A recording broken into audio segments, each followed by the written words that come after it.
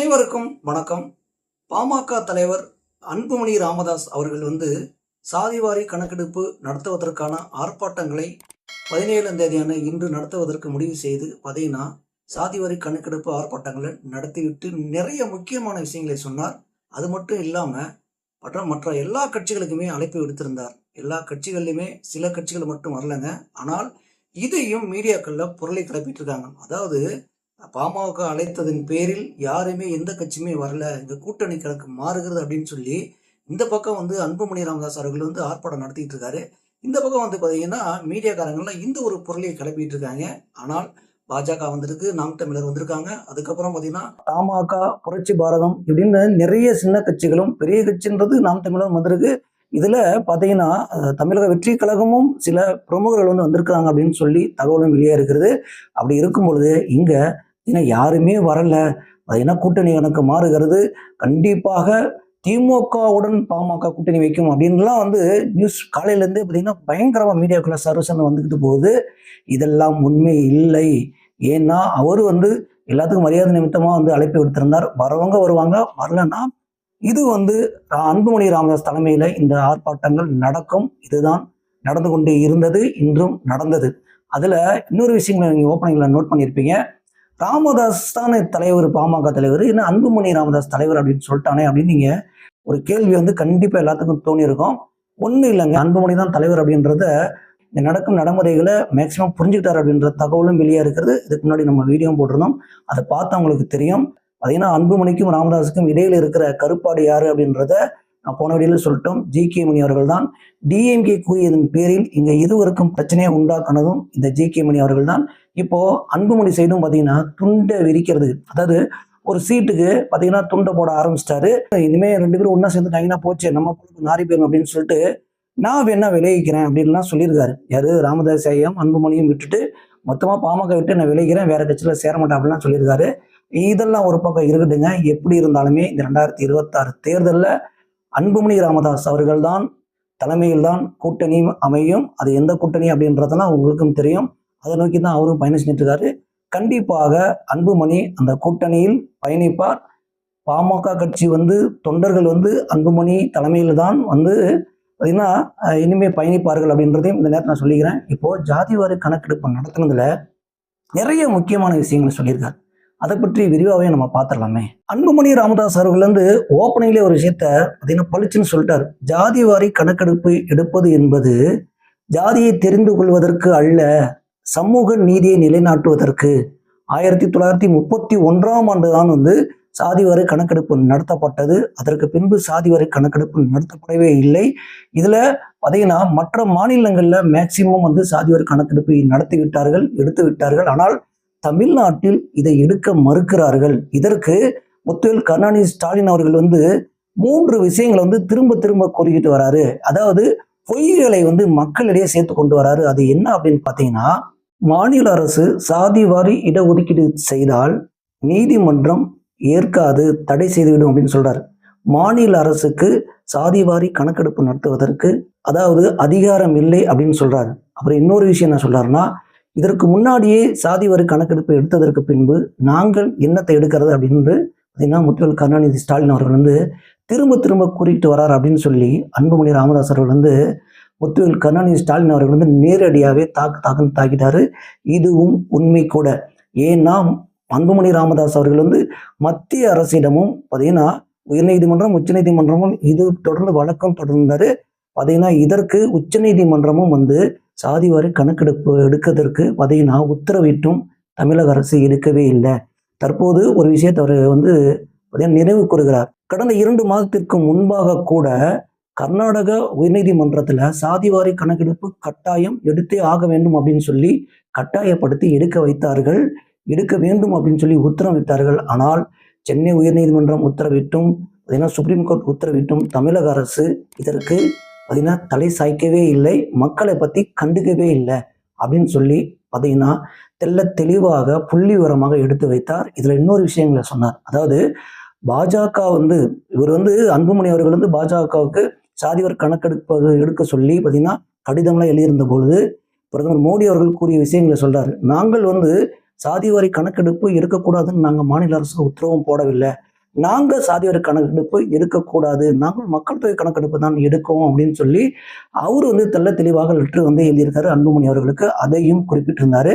இதையும் ஸ்டாலின் அவர்களுக்கு குறிப்பிட்டு நிறைய சம்பவங்கள்ல நிறைய விஷயங்களை வந்து ஸ்டாலின் அவர்களும் கடிதம் எழுதியிருந்தாருங்க. இந்த விஷயங்களும் அவர் குறிப்பிட்டிருந்தாரு. அப்போ நீங்க மத்திய அரசு சொல்லியும், அதாவது நீங்க மாநில அரசு எடுக்கலாம் அப்படின்னு சொல்லியும் நீங்க எடுக்கல அப்படின்னா, அப்போ மத்திய அரசு இன்னொரு விஷயங்களை வந்து பண்றதுக்கு தயாராக இருக்கிறது அப்படின்றதையும் அன்புமணி அவர்கள் சொல்றாரு. அது என்ன அப்படின்னு பார்த்தீங்கன்னா, இப்போ 2026 முடிந்து 2027 சமயங்கள்ல மக்கள் தொகை கணக்கெடுப்பு எடுக்குவாங்க. இது வந்து மத்திய அரசு தான் அதற்கு அனுமதி கொடுத்திருக்கிறது, உயர்நீதிமன்றம், உச்சநீதிமன்றமும். அப்படி இருக்கும் பொழுது இதோடு சேர்ந்து நாங்கள் ஜாதி வரி கணக்கெடுப்பு எடுக்கிறோம். அதாவது அன்புமணி அழுத்தம் கொடுத்து இந்த விஷயங்களை செய்வதற்கு மத்திய அரசு வந்து முன் வந்திருக்கு அப்படின்றதையும் பதிவு செஞ்சிருக்காரு.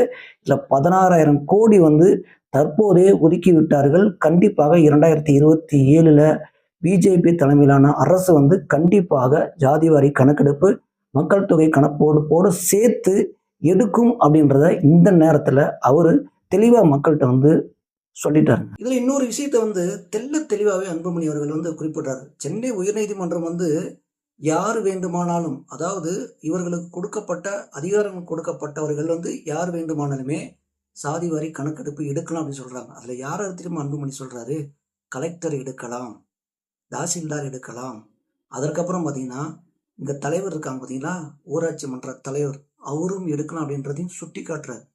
இப்போ எந்த அளவுக்கு ஆழமா போய் அவர் யோசிக்கிறாருன்னு பாருங்களேன். சாதிவாரி கணக்கெடுப்பு என்பது காலங்காலமாக ஒடுக்கப்பட்ட மக்களையும் பார்த்தீங்கன்னா பொருளாதாரத்தில் பின்தங்கிய மக்களையும் உயர்த்துவதற்காக தானே தவிர இந்த ஜாதியை நிலைநாட்டுவதற்கு, ஜாதியை குறிப்பிடுவதற்கு அல்ல அப்படின்றது திரும்ப திரும்ப சொல்லிட்டு இருக்காரு.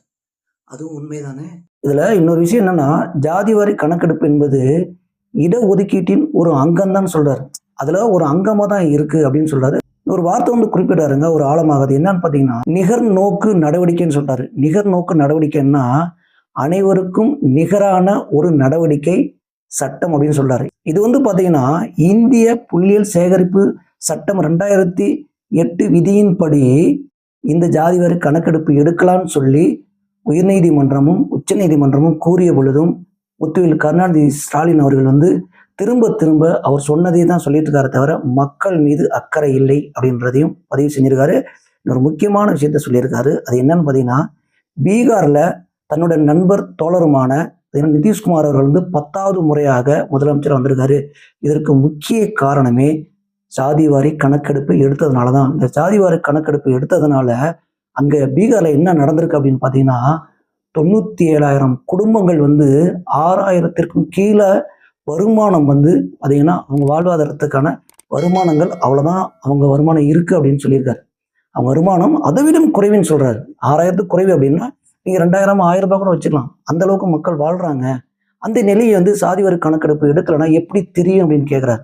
அப்போ 97,000 குடும்பங்களுக்கு 2 லட்சம் பார்த்தீங்கன்னா சொந்த தொழில் செய்வதற்காக பார்த்தீங்கன்னா வட்டியில்லா கடனும் பார்த்தீங்கன்னா மானியத்தோட சேர்த்து பீகார் அரசு வழங்குச்சு. சும்மாலாம் நிதிஷ்குமார் வந்து முதலமைச்சரா அந்த மக்கள் ஏற்றுக்கொள்ளவில்லை. நீங்க நல்லா தெரிஞ்சுங்க. முக்கிய காரணம் பீகார்ல சாதிவாரி கணக்கெடுப்பு எடுத்தது தான் அப்படின்னு சொல்றாரு. அதற்கப்புறம் இன்னொரு விஷயத்தையும் பதிவு பண்றாரு. அது என்னன்னு பார்த்தீங்கன்னா, 67 லட்சம் குடும்பங்கள் வந்து குடிசை வீட்டில் தான் வாழ்றாங்க. இந்த குடிசை வீட்டில் வாழ்றதும் பார்த்தீங்கன்னா சாதிவாரி கணக்கெடுப்பு எடுத்ததுக்கு அப்புறம் தான் முதலமைச்சருக்கே தெரிய வந்தது. அதான் அரசு அலுவலர்கள் எல்லாத்துக்குமே தெரிய வந்தது. அந்த 67 லட்சம் குடும்பங்களுக்குமே வீடு வழங்கியிருக்கிறாங்க. இப்போ இங்கே வந்து KK இல்லம் பார்த்தீங்கன்னா பிரதமர் வீடு வழங்கும் திட்டமெல்லாம் வந்து கொடுக்குறாங்க. ஆனால் பீகாரில் இந்த குடிசை வீட்டில் இருக்கவங்களுக்கெல்லாம் வந்து இவங்களே வந்து, அதாவது இங்கே ஒரு 2.5 லட்சம் 3 லட்சம் அப்படின்னு கொடுப்பாங்க. இந்த கலைஞர் வீடு கட்டு இல்லம்லாம் 3,4 லட்சம் வருதுன்னு வச்சுங்களேன். இப்போ மோடி வீடும் பார்த்தீங்கன்னா 1.25 இருக்குது, 3.25 3 இப்படி கொடுக்குறாங்க. ஆனால் பீகார்ல வீடு வந்து அவங்களே கட்டி கொடுத்துட்டாங்க அப்படின்னு சொல்றாங்க. இதுக்கெல்லாம் முக்கிய காரணம் சாதிவாரி கணக்கெடுப்பு எடுத்ததுனால தான் அப்படின்னு சொல்லி அன்புமணி ராமதாஸ் அவர்கள் வந்து புள்ளி விவரமாக ஆணித்தரமாக கூறியிருப்பது மகிழ்ச்சி அளிக்கிறது. இதுல திமுக அரசு வந்து 1931 எடுத்ததே திரும்ப திரும்ப சொல்லிட்டு வருது. ஆனால் மக்கள் மீது அக்கறை இருந்திருந்தால் கண்டிப்பாக சாதிவாரி கணக்கெடுப்பு நடத்திருக்கும், எடுத்திருக்கும். இந்நேரம் பார்த்தீங்கன்னா அனைத்து மக்களுக்கும் அவளுக்கு பங்கீடு வந்து போய் சேர வேண்டியதெல்லாம் கண்டிப்பாக போய் சேர்ந்திருக்கும். இதில் தான் நான் சாதிவாரி கணக்கெடுப்பும் எடுக்குவதற்கும் பார்த்தீங்கன்னா இடஒதுக்கீடை பற்றியும் நாங்கள் குரல் கொடுத்து கொண்டே வருகிறோம் அப்படின்னு சொல்லியிருக்காரு. இதில் அவருங்க அப்பாவையும் சொல்ல தவறலைங்க, நாங்கன்னு தான் சொல்லியிருக்காரு. இதில் இப்பையும் நான் முன்னெடுத்து பாமக தலைமையில் நான் முன்னெடுத்து இந்த விஷயங்கள்லாம் உங்கள்கிட்ட தெரிவிக்கிறேன். அது மட்டும் இல்லாமல் முதலமைச்சர் இதை எடுப்பதற்கு தயங்கி கொண்டிருக்கார் என்பதையும் உங்களிடம் கொண்டு சேர்க்கிறேன் அப்படின்னு சொல்லியிருக்காரு. இதில் இறுதியாக ஒரு விஷயத்த சொல்லியிருந்தாருங்க, யாரும் முத்துவேல் கருணாநிதி ஸ்டாலினை பற்றி. என்னன்னா, தூங்கி கொண்டிருப்பவர்களை நாம் எழுப்பி விடலாம், தூங்குற மாதிரி நடிப்பவர்களை எப்படி எழுப்ப முடியும் அப்படின்னு சொல்லும் பொழுது அங்கே பார்த்தீங்கன்னா கரகோஷம் அந்த மாதிரி பயங்கர பிளாஸ்ட் கரகோஷம் வந்துச்சு. இதுக்கு என் முக்கிய காரணம் என்னன்னா, அவருக்கு எல்லாமே தெரியும். முத்துவேல் கருணாநிதி ஸ்டாலின் முதல்வர் அவர்களுக்கு எல்லாமே தெரியும். அவருக்கு தெரியாத ஏதாவது இருக்கா? இத்தனை ஆண்டு காலமாக கட்சியில் பயணித்திருக்கிறார், முதல்வராகவும் பயணித்திருக்கிறார். அப்படி இருக்கும் பொழுது அவருக்கு தெரியாமலாம் இருப்பதற்கு வாய்ப்பே இல்லை. ஆனால் தெரிந்தே இந்த விஷயங்களுக்கு பார்த்தீங்கன்னா சுணக்கமாக இருக்கிறார். அதற்கு தான் இந்த போராட்டமே, இந்த ஆர்ப்பாட்டமே. கண்டிப்பாக அடுத்த ஆட்சி வரும் பொழுது, அடுத்த 2026 தேர்தலுக்கு பின்பு இந்த சாதிவாரி கணக்கெடுப்பு, இந்த அரசு வருவதற்கு வாய்ப்பு இல்லை. ஆனால் ஒரு அரசு வரும், அதில் சாதிவாரி கணக்கெடுப்பு நடத்தப்படும். மக்களுக்கு சேர வேண்டிய பார்த்தீங்கன்னா இடஒதுக்கீடும் சரி, சாதி ரீதியாக நடத்தப்பட்டு அவர் வாழ்வாதார முன்னேற்றத்திற்கான வழிவகைகளை வகுத்து கொடுப்பார்கள். அதற்கு நான் துணை நிற்பேன் அப்படின்னு சொல்லிட்டு முடிச்சுக்கிட்டாருங்க. இதில் இறுதியாக நான் சொல்ல வர்றது என்னன்னு பார்த்தீங்கன்னா, அன்புமணி ராமதாஸ் அவர்கள் தெள்ள தெளிவாக பார்த்தீங்கன்னா இந்த புள்ளி விவரங்கள்லாம் கூறினாலுமே இதற்கு முன்னாடி நிறைய விஷயங்களை சாதிவாரி கணக்கெடுப்பை பற்றியும், அதற்கப்புறம் பார்த்தீங்கன்னா இடஒதுக்கீடு பற்றியும் நிறைய விஷயங்களை மக்கள்கிட்ட கொண்டு போய் சேர்த்துருக்காரு, அரசுக்கிட்டையும் கொண்டு சேர்த்துருக்காரு, நீதிமன்றத்தையும் கொண்டு போய் சேர்த்துருக்காரு. ஆனால் இந்த மீடியாக்காரங்க இருக்காங்க பார்த்தீங்களா, இதையும் கொண்டு போய் சேர்ப்பாங்க. எப்படின்னா ஒரு 10% பேர். ஆனால் நம்ம ஆரம்பத்தில் சொன்னோம் பார்த்தீங்களா, இங்கே அன்புமணி ராமதாஸ் தலைமையில் சாதிவாரி கணக்கெடுப்பு நடத்துவதற்கு நிறைய கட்சிகள், அதாவது எந்த கட்சியுமே வரலை, கூட்டணி கணக்கு மாறுகிறது அப்படின்னு சொல்லி ஒரு பக்கம் பரப்புரையும் செஞ்சிட்டு இருக்காங்க. இவங்களை என்ன பண்ணலாம்? இதில் அன்புமணி ராமதாஸ் போன்ற தலைவர்கள் தமிழ்நாட்டிற்கு எந்த அளவுக்கு முக்கியம் அப்படின்றதையும் நீங்களும் பாருங்க மக்களே. இந்த மீடியாக்காரங்க என்ன பண்றதுன்னு பாருங்க மக்களே. தயவு செய்து உண்மையை தெரிந்து கொண்டு மக்களிடம் கொண்டு போய் சேருங்கள்.